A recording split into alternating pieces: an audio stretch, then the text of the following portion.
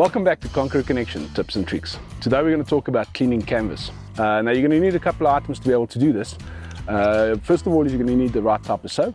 Available from our shops is Riptech Canvas Cleaner, which is one of the correct soaps to use for canvas cleaning. You're going to need a bucket, some water, a sponge, and one of the items you definitely do not want is a scrubbing brush.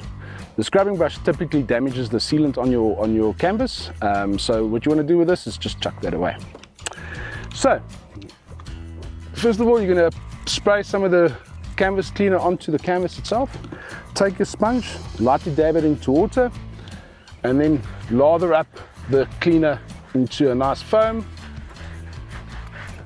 As it removes the mark, you can then wash that off with some clean water.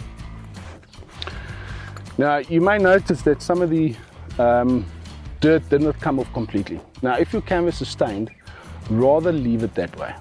Remember, over scrubbing of canvas will damage the sealant on the canvas.